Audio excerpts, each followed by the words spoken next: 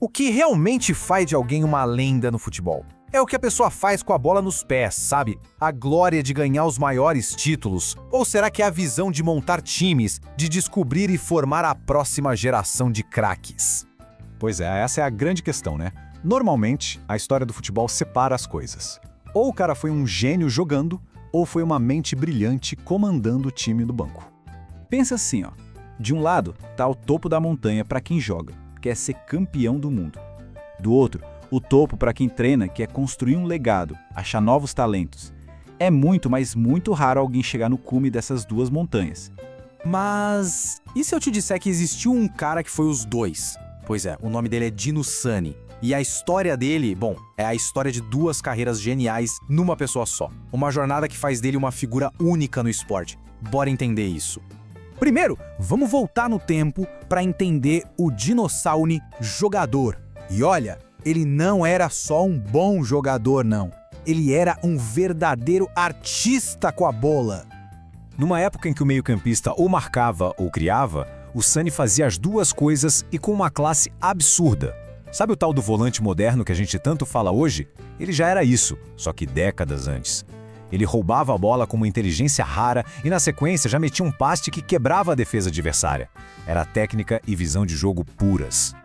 E o talento dele não tinha fronteiras. Ele virou estrela no São Paulo, foi ídolo na Argentina jogando pelo Boca Juniors. E, cara, ele foi pra Europa e conquistou tudo com a camisa do gigante AC Milan. Pouquíssimos jogadores naquela época tiveram uma carreira tão internacional assim. E com esse futebol todo, é claro que vieram os títulos. Mas o que impressiona não é só a quantidade, é a variedade. Ele foi campeão do mundo pela seleção, campeão da Europa pelo Milan, ganhou título estadual, Rio-São Paulo. Isso mostra uma capacidade de se adaptar e vencer em qualquer cenário, sob qualquer tipo de pressão. E aqui tem um detalhe que às vezes a história deixa passar. Muita gente lembra do Zito jogando a final da Copa de 58, e com razão.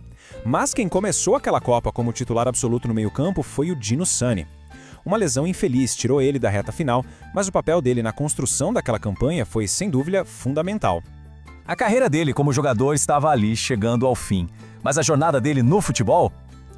Essa estava só começando de novo, de um jeito que pouca gente imaginava. E essa transição não foi algo planejado não, foi um desafio, uma provocação.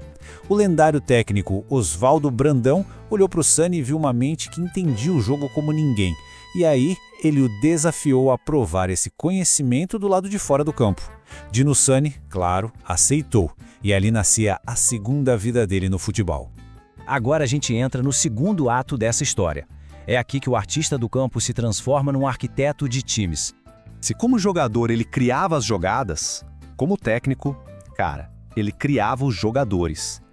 A lista de talentos que ele descobriu é um negócio impressionante. Falcão, Carpegiani, Dunga, nomes que viraram gigantes do futebol. E todos eles foram pinçados pelo olhar clínico do Dino Sani. Isso não é sorte, é visão de jogo em outro nível. No Brasil, ele ganhou um apelido perfeito, o montador de equipes. E ele tinha um método, quase uma ciência. Primeiro ele achava talentos que ninguém mais estava vendo. Depois ele pegava essas peças e construía uma base tática forte, um time com a cara dele. O resultado era um elenco com identidade pronto para vencer. E os resultados? Bom, eles falam por si. Pega o Internacional. Sani montou a base daquele time histórico que virou bicampeão brasileiro. O mesmo aconteceu no Palmeiras, no Coritiba. O padrão era esse. Ele chegava, construía a fundação do time e a glória vinha logo em seguida, muitas vezes já depois que ele tinha saído. Ele era o arquiteto que entregava a planta do prédio campeão. E para além de toda a genialidade tática, tinha o caráter.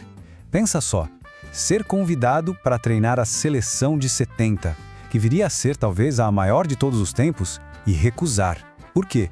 Por lealdade a um amigo, o João Saldanha, que tinha sido demitido.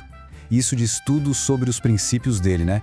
A amizade veio antes da maior chance da carreira de qualquer técnico. Então, como é que a gente junta essas duas metades de uma carreira tão incrível? Como a gente entende o legado completo de Dino Sani? A conexão é total. A mesma inteligência que permitia que ele visse um espaço em campo e desse um passe perfeito como jogador era que dava a ele a visão para identificar um futuro craque e montar uma equipe. Ele entendia a essência do futebol de um jeito tão profundo que conseguiu dominar o jogo tanto executando quanto planejando. E é com essa reflexão que a gente encerra. campeão do mundo dentro de campo e arquiteto de times campeões fora dele, um artista e um engenheiro do futebol. A história do Dino Sani nos força a pensar, quando a gente olha para todas as lendas do esporte, quantos de verdade podem dizer que entenderam e dominaram o jogo de forma tão completa dos dois lados da linha?